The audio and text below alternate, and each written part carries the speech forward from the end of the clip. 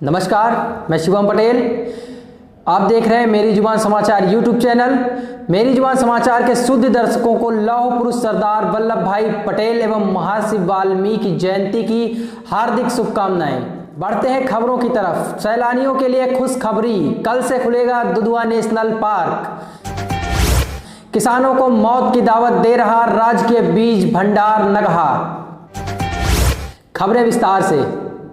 अव्यवस्थाओं का शिकार राजकीय बीज भंडार नगहा, जहां एक और प्रधानमंत्री से लेकर मुख्यमंत्री व सभी राजनीतिक पार्टियों के नेता किसानों के प्रति अपनी राजनीतिक रोटियां सेंक कर इतना संजीदा रहते हैं, वहीं जिले में बैठे आला अधिकारियों का किसानों के प्रति कोई भाव नहीं, जिसका एक उदाहरण लखीमपुर खीरी के विकासखंड नगहा में राजकीय बीज भंडार का है। यहाँ अव्यवस्थाओं का आलम यह है कि बीज भंडार के प्रांगण में महीनों से एक पेड़ के नीचे दबी सरकारी एम्बुलेंस व बीज भंडार भवन की छत जीर्ण शीर्ण अवस्था में बीज भंडार का भवन कभी भी यहां आने वाले सैकड़ों किसानों व कर्मचारियों के लिए प्राणघातक साबित हो सकता है, जिसका पुरस्कार लेने वाला यहां का कोई अधिकारी नहीं है।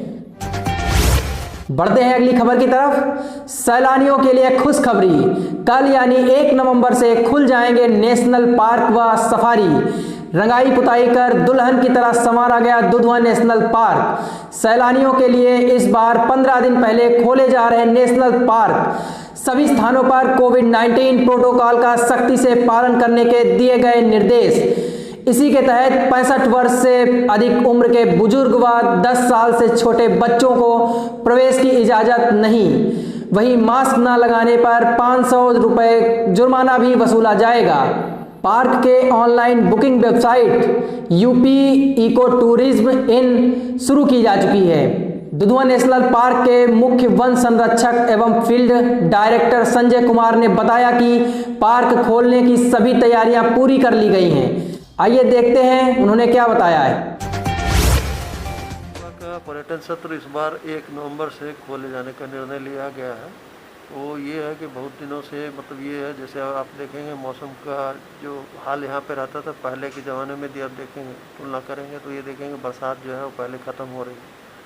तो पहले क्या होता था, जैसे हमारा मानसून सत्र 15 जून से 15 अक्टूबर तक होता था। फिर हम लोग 1 माह का समय लेते थे लगभग तैयारी करने के लिए, क्योंकि पानी यानी भरा रहना होता था, जिस कारण से वो ड्यू लाइन वगैरह काटने में दिक्कत होती थी। लेकिन अब ये है कि हमने उसको स्क्वीज़ करके 15 दिन ही किया है। और जो राष्ट्रीय व्याघ्र संरक्षण प्राधिकरण है, जिसके दिशा निर्देश के अनुसार हम वन क्षेत्र में काम करते हैं, जो प्रोजेक्ट टाइगर एरिया में काम होता है, तो उनकी तरफ से भी जो ये रखा गया है, मानक रखा गया है, 3 से 5 साल तक मैंडेटरी क्लोजर है, जो कि जानवर को रिवाइव करने के लिए, या मानसून सत्र के समय बहुत सारे जो होते हैं जानवर वो ब्रीडिंग स्टेज में होते हैं, तो इस कारण से बंद करने का रहा, तो उसको घटा के 4.5 महीना किया। तो उस मानक के अनुरूप भी हम जो है उसी रास्ते पे चल रहे हैं। बहुत दिनों से जो वन प्रेमी थे उनकी भी ये इच्छा थी कि कई राज्यों में 15 अक्टूबर को ही शुरू होता। यहाँ मौसम का अंदाज देखते हुए हम लोगों ने ये तय किया कि 1 नवंबर से खोला जा सकता है। आगे आने वाले वर्षों में भी 1 नवंबर से ही खोलने का कार्यक्रम होगा। उसके लिए जो तब्दीली होती है, ये प्रिस्क्रिप्शन में परिवर्तन किए जाने वो किए जाएंगे सक्षम स्तर से अनुमति प्राप्त करके। बाकी जो जानवर दिखने की बात है, तो जानवर आपको जो भी यहाँ पे विभिन्न प्रजातियाँ पाई जाती हैं। आपको पता है कि दुधवा जैव विविधता के मामले में काफ़ी समृद्ध क्षेत्र है, और यहाँ जो बड़े वन्य जीव हैं, जो अट्रैक्शन होते हैं, मुख्यतः लोग बाघ देखने की लालसा लेके आते हैं। लेकिन आपके माध्यम से मैं सैलानियों से ये आग्रह करूँगा कि आप जब भी जंगल में आते हैं तो ये लालसा लेके आने की आवश्यकता नहीं है। आप ये है कि जो भी वन क्षेत्र में कई बार ऐसा होता है कि बाघ देखने की लालच में लोग बहुत चीज़ें जो है, बहुत अनोखी चीज़ें हैं, वो मिस कर जाते हैं। तो वो तो वन्य जीव चूँकि डायनामिक होते हैं, हमेशा चलायमान होते हैं, तो उस स्थिति में यह है कि आप जो भी दिखता है अच्छा है। वन क्षेत्र को निरखने का आपको मौका मिलेगा, जो साल के पूरी दुनिया में इससे बेहतर वन नहीं है। बहुत सारी चीज़ें जो कीट पतंगे भी हैं बहुत ही सुंदर यहाँ पे देखने को अवसर मिल जाता है हम लोगों को। उसके अलावा चिड़ियों की 350 तो हिरन आपको दिखते हैं यहाँ पे। जंगली सूअर जो प्रे स्पीसीज़ हैं वो दिखते हैं। प्रेडेटर्स चूँकि उनकी संख्या कम होती है, जो परभक्षी जानवर होते हैं, तो वो भी दिखते हैं। उसके अतिरिक्त जो है आजकल हाथियों की भी उपस्थिति है यहाँ पे। पहले वो नेपाल की तरफ से आते थे और कम समय के लिए रुकते थे, लेकिन अब ज़्यादा समय के लिए उनका प्रवास यहीं होता है, तो हाथियों को भी देखने का मौका मिल जाता है। और इसके अलावा जो है दुधवा, आपको पता ही है कि यहाँ पे गैंडे भी पाए जाते हैं, तो गैंडा देखने का भी अवसर मिलता है। खासकर जो किशनपुर वाला क्षेत्र है उसमें हमें बारहसिंगा, जो एक अनोखी प्रजाति है यहाँ के हिसाब से, क्या पूरे दुनिया के हिसाब से, तो केवल आप मतलब पूरे प्रदेश में दुधवा में और पीलीभीत के कुछ क्षेत्र में और थोड़ा बहुत जो हमारा उस तरफ है हैदरगढ़ वाला एरिया, उसमें हैदरगढ़ मुजफ्फरनगर डिस्ट्रिक्ट में वहाँ पे देखने को मिलता है। लेकिन इसके अतिरिक्त देश में केवल काजीरंगा राष्ट्रीय उद्यान है, वहाँ देखने को मिलता है। और जो कान्हा है, कान्हा में आपको हार्ड ग्राउंड बारहसिंगा दिखते हैं। और दुधवा में 5 जो डियर की प्रजातियाँ हैं, वो 5 डियर प्रजातियाँ यहाँ पाई जाती हैं। उसके अलावा भी लकी रहने पे आपको जो है कई ऐसी चीज़ें दिखती हैं, जैसे घड़ियाल है, क्रोकोडाइल है, बर्ड्स में भी बंगाल फ्लोरिकन है जो कि बहुत ही विलुप्त प्राय प्रजाति है, गिद्ध हैं, उनके भी दिखने का सिलसिला मिलता है।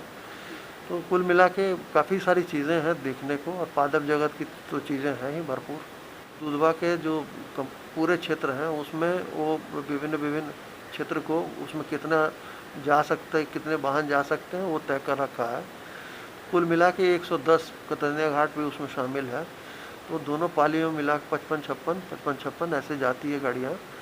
तो इस बार मतलब थोड़ी तब्दीली है, क्योंकि पूरा विश्व इस वर्ष जो है वो एक वैश्विक महामारी से जूझ रहा है और बहुत ही गंभीर संकट है। तो सोशल डिस्टेंसिंग का पालन किया जाना, मास्क लगाना और सैनिटाइजेशन का प्रयोग करना, ये तीनों ही बहुत महत्वपूर्ण चीज़ें हैं, जिसको कि हमारी सरकार भी बार बार प्रेस कर रही है, लोगों से आग्रह भी किया जा रहा।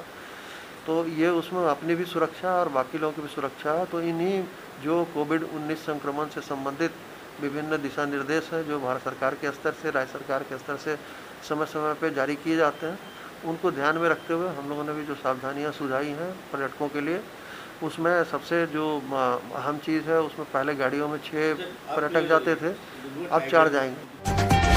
कि उन्होंने कहा, परिसर में आने वाले पर्यटकों का तापमान जांचने के साथ ही केवल उन्हीं पर्यटकों को प्रवेश दिया जाएगा जिन्हें कोविड-19 संक्रमण संबंधी लक्षण नहीं होंगे। मास्क व सोशल डिस्टेंसिंग दूरी संबंधी सावधानी बरतने के लिए एक सफारी वाहन में केवल 4 यात्रियों को जाने की अनुमति होगी। पर्यटक इस बार हाथी की सवारी नहीं कर सकेंगे। इसके अलावा एक हट में अधिकतम 2 पर्यटकों को ठहरने की व्यवस्था की गई है। हट को प्रतिदिन सैनिटाइज किया जाएगा। इसका शुल्क संबंधित पर्यटक से अदा कराया जाएगा। प्रत्येक हट के पर्यटकों के लिए अलग अलग समय निर्धारित करते हुए उन्हें भोजन के लिए कैंटीन में बुलाया जाएगा। आइए दिखाते हैं पलिया से फिरदौस की रिपोर्ट। नेपाल बॉर्डर से सटे 884 वर्ग किलोमीटर में फैला दुधवा नेशनल पार्क दुर्लभ प्रजाति के जीव जंतुओं की खान है, जहां पर हिरन, हाथी, भालू व बाघ जैसे दुर्लभ प्रजाति के जीव जंतु खुले में विचरण करते दिखाई दे रहे हैं। आपको बता दें कि 1 नवंबर से दुधवा नेशनल पार्क के द्वार खुलने वाले हैं, जिसको लेकर पार्क प्रशासन ने तैयारियां शुरुआत कर दी है। मेरे पीछे आप देख सकते हैं कि यहाँ पर दुधवा नेशनल पार्क के रंगाई का काम बहुत ज़ोरों पर चल रहा है, तथा इस बार कोरोना महामारी को देखते हुए इस बार पर्यटन को सैनिटाइजेशन कराने के बाद में उनका टेम्परेचर नापने के बाद ही दुधवा के अंदर एंट्री दी जाएगी। मेरा कैमरामैन आपको अभी दिखाएगा कि यहाँ पर जो है तैयारियाँ बहुत ज़ोरों शोरों पर चल रही है। यहाँ दुधवा नेशनल पार्क को पूरी तरह से रंगाई का काम चल रहा है। अरुण कुमार के साथ लखीमपुर खीरी से मोहम्मद फिरदौस इदरीसी। ये थी अब तक की खास खबरें। जनपद व देश प्रदेश की ज़्यादा से ज़्यादा खबरें पढ़ने के लिए लॉग ऑन करें मेरीजुबान.com। धन्यवाद।